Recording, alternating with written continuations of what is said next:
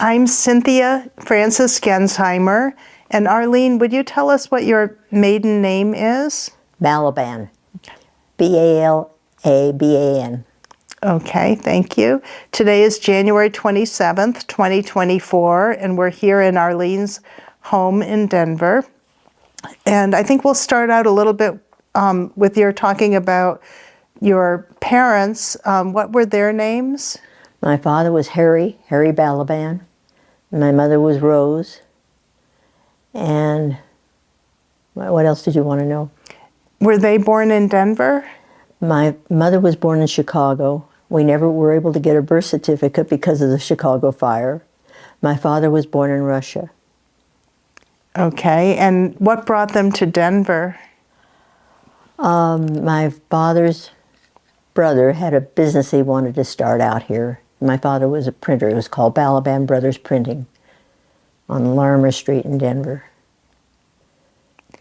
And he could spell everything backwards better than he could frontwards because printers. That's funny. Were you born in Denver then? Yes.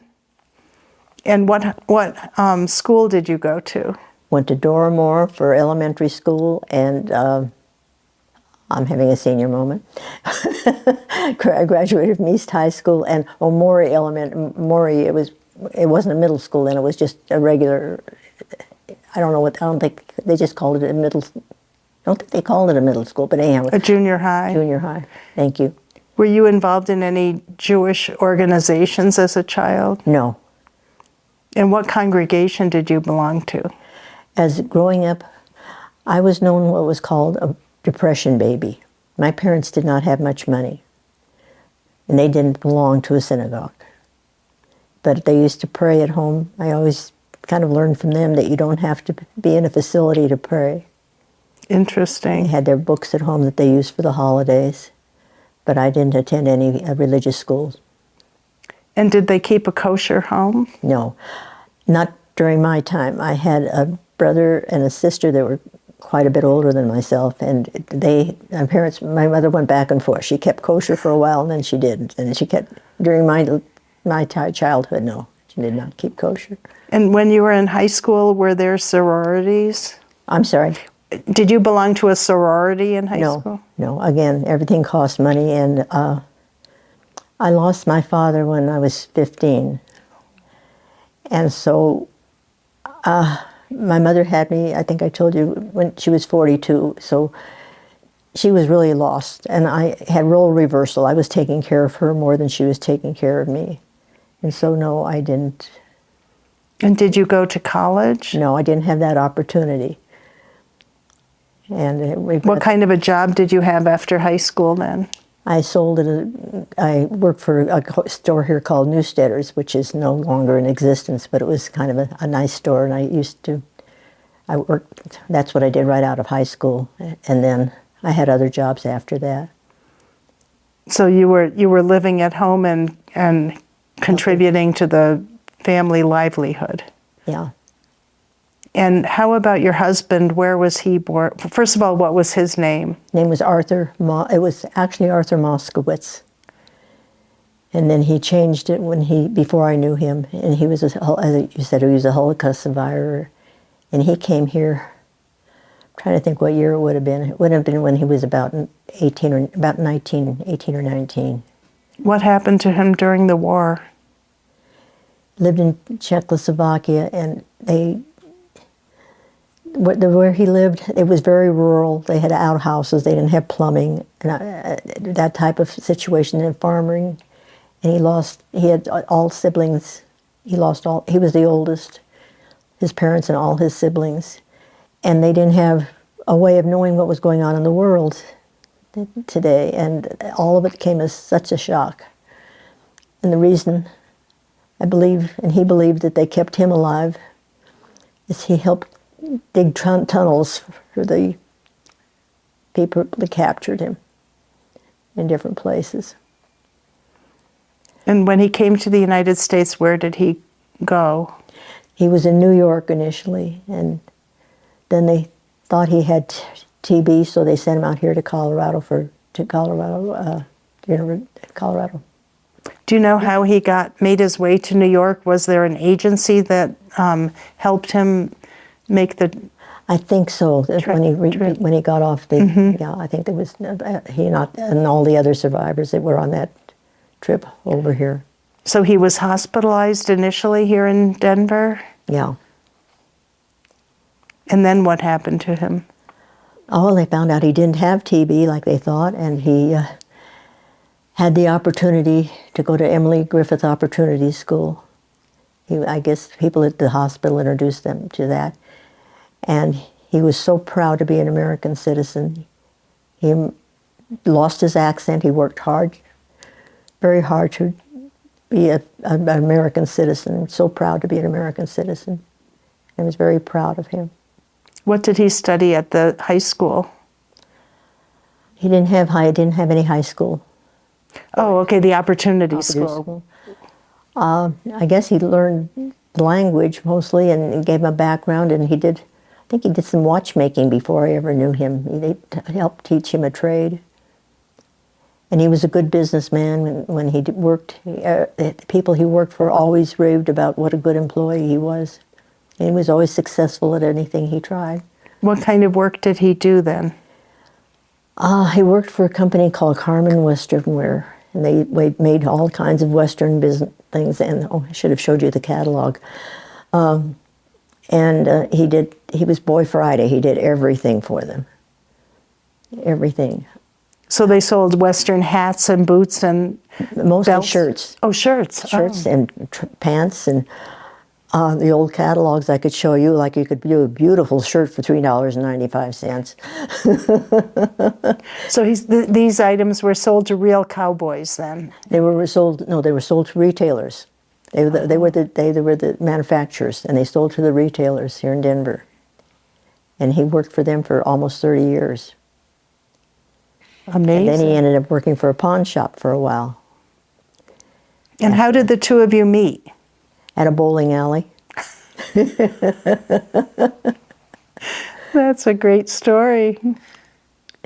And then after you got married, did you still work outside the home? I worked up until the time my first child was born. And what were you doing at that point? What kind of job did you have? I was working at Park Davis and Company, and at that time that was a drug company that distributed drugs, and I think they were one of the first that had Benadryl. I remember that being one of their drugs. Mm-hmm. Can't remember all of them, but they manufactured drugs. And I worked for them until my oldest child was born. And where were you living in Denver at that time? East side of Denver on South Washington Street. And at what point did you become involved with the National Council of Jewish Women? I had my two boys about 15 months apart, and when they were about 5, I'm going to say about 60 years ago, I became involved with NCJW. And I started out helping them do a newsletter. And then they wanted me to go to these different conventions. And with my having small children, I could not do that. So I wasn't active for many years after that. I did other things, but I wasn't active. And you want to hear I got back into NCJW? Sure. One of my somebody lived in our neighborhood had been past president, and I ran into her one day, and she said, "Arlene, we could sure use some help in what they called their clothing store. They had used clothing that they sold to people to help them get jobs and those in need." And that's how I was reintroduced to the organization. And that was called the Bargain something? Well, the Bargain Corner. Corner, Yeah, right. I couldn't remember, thank you. And where was it located? They used different places. They had to get different venues. Whoever would give them a free place to work. So it was just open seasonally? Or? Yeah, just seasonally, yeah. And what kinds of things did you do there? I helped sell, and I helped, just like everybody, put the merchandise together. And it was a short-term thing because it wasn't something that lasted long. But that's when I came back to the organization and got to know the people in the organization. And I've always respected what this organization does. I think they were ahead of their time in many ways. I cared about the way they thought about introducing women to the work field, and they were pioneers in many things. Before I was involved in the organization, I don't know if you interviewed anyone who told you about this, but they had what they call it now, and I'm having trouble with names, where people could get free rides. That was one of the council's projects. And they did things of that sort, and I loved the fact that they were interested in what was going on in our community and the needs of the community and the needs of the world at large. And that's one reason I later on, during my presidency, became more involved in the scholarship that we could provide to young women. Tell us about the scholarship program and how you changed it.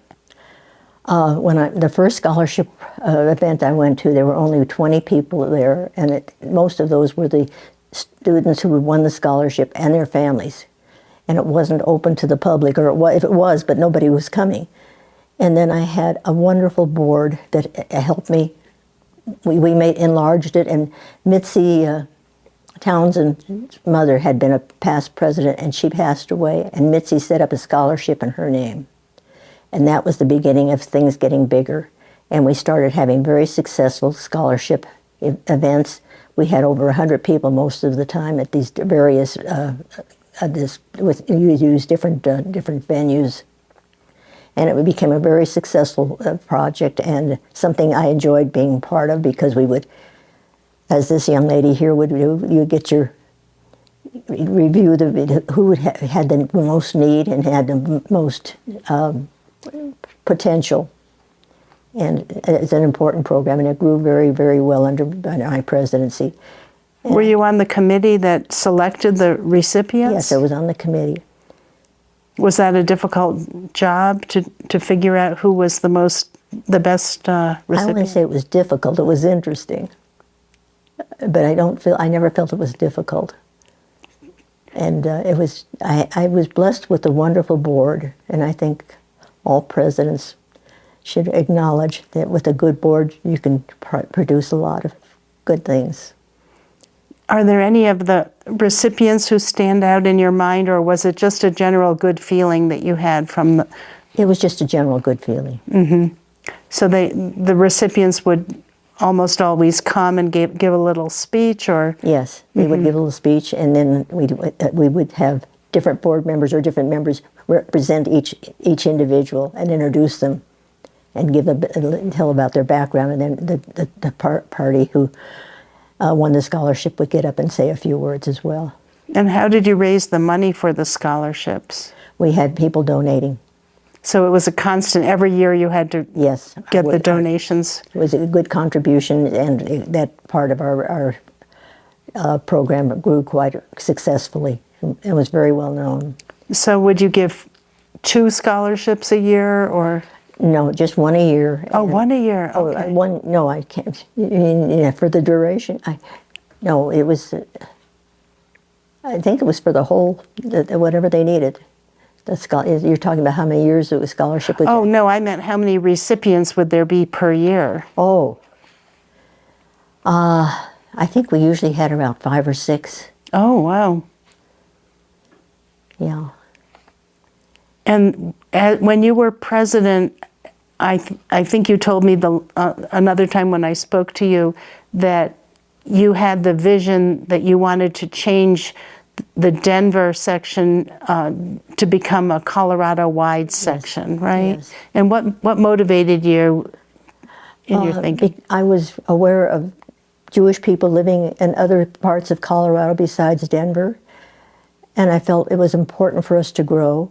And it was an interesting procedure I had to go through, because I had to go through the national office, a lot of book work, and anyhow, we became the Colorado section of NCJW, and I was very proud to be part of that and to have that be my idea. And it was very supportive, and again, I had a wonderful board. And we grew. And I think the organization has done so many wonderful things over the years. As you know, you've been involved, I know, with already with Glenda Kaufman and what she did, the political things that they did, our scholarship thing, and then children's traveling theater. And I think that that organization has always tried to look at what was needed in the community. And I had respect for that, and that's one of the things that made me care about working for NCJW. And the last time I spoke to you, which was off camera, you said that you also liked the organization because instead of just talking about problems and thinking about problems, the women actually tried to work toward making the city better. Yes. And Yes, and I've been very proud to be part of this organization. There are a lot of organizations when you're a member, or you sit on a board, or even become president, just go to meetings. I don't see progress being made within the organization about really doing something sometimes. And I shouldn't say that, but council has always been a very productive organization. And I think in working with the, I think you said, no, with the Historical Society? Jewish Historical Society. They have some of the history of NCJW. And I can't remember, I think it started in the late...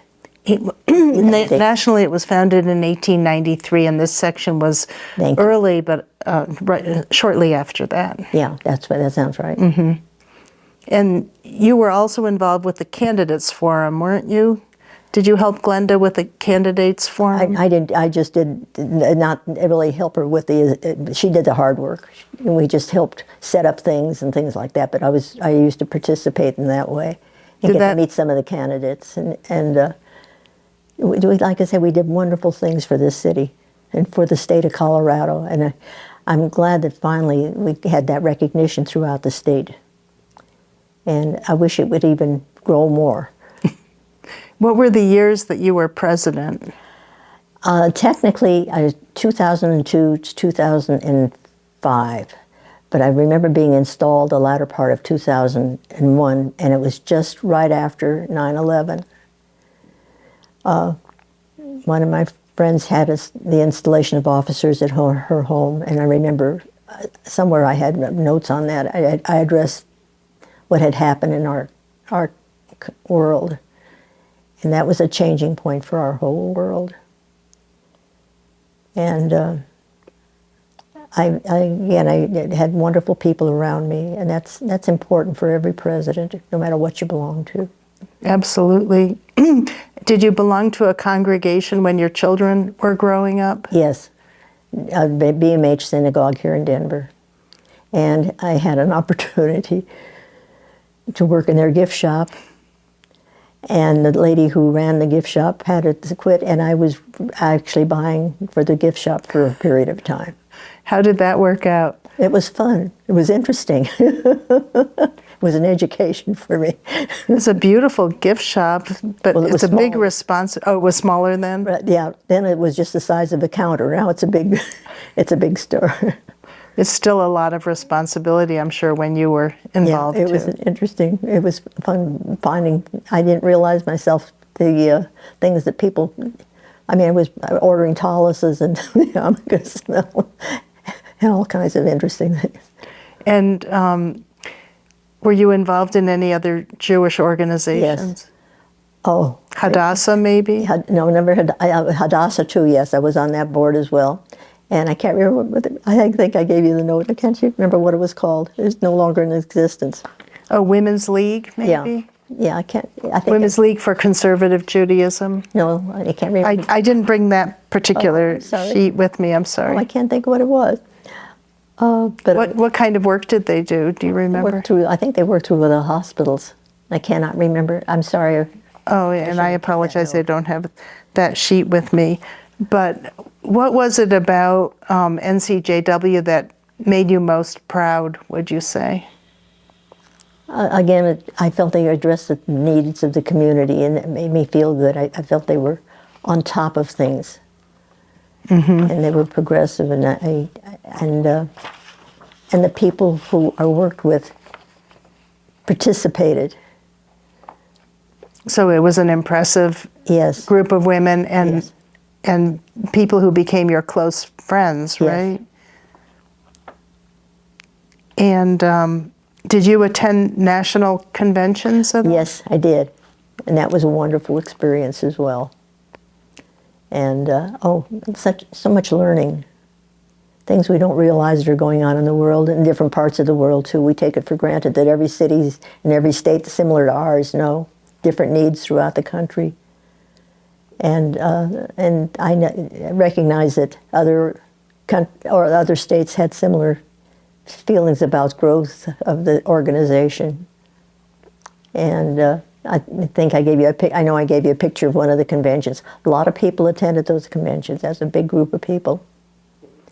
And what were the issues that NCJW worked on nationally that most resonated with you? Oh boy.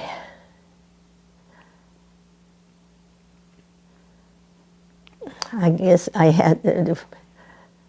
can't give particulars, but I had a quote that I used here: knowledge is power.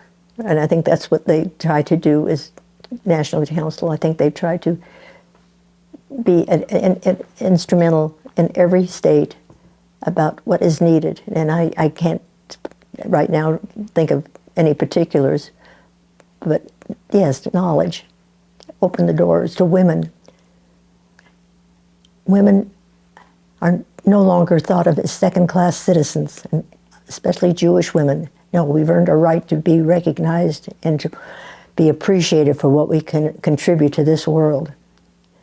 And that's what has meant a lot to me through council, because I feel that we have made that inroad. And your husband was supportive of your involvement Yes. personally, too? Yes, he was. That's terrific. So, were there other NCJW members who were who were particularly impressive to you when you were involved? Glenda, of course, and Marilyn Kopelman. I don't know, I haven't heard from her lately, but she was a big help to me. She was a president before me.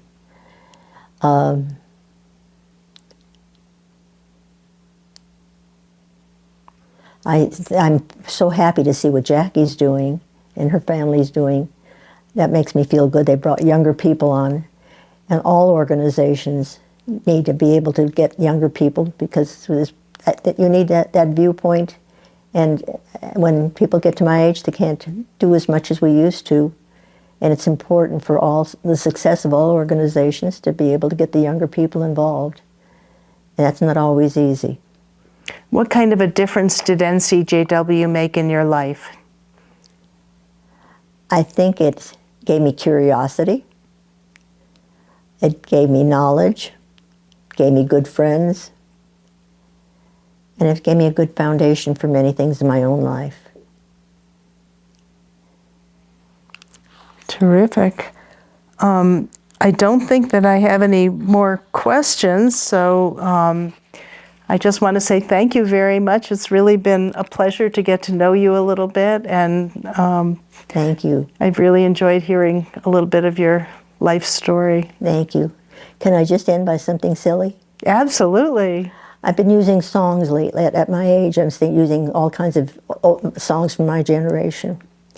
And one of the words that I've been sharing with my friends of late, realizing that it's made an impact on me, the words were: accentuate the positive, eliminate the negative, I can't remember the rest, that middle, but don't mess with Mr. In Between. Accentuate the positive, eliminate the negative. Do you remember the words to it? Yeah, I remember the song, but let's see. Yeah, we'll do some quick research. Yeah. It's a great... It's a fun, it helps you.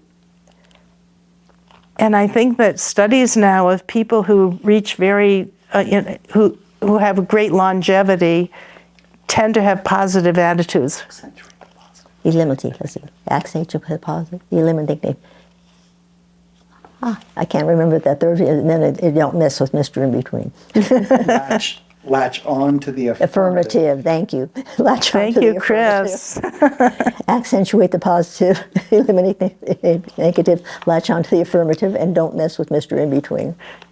I'm glad Chris spoke up because Chris Williams has been our videographer, and he's come to each one of the interviews along with at least one student, usually 2 or 3, and he's volunteering all of his time weekend after weekend to interview these remarkable women. And I'd like to, on tape, say thank you, Chris, because it's really we couldn't have done it without you, absolutely not. We didn't have the funds I can't even imagine how much it would have cost to hire you to do what you've done. So very thank you. Well, I want to thank you as well because you've been very wonderful in what you do. Thank you. Thank you. All right.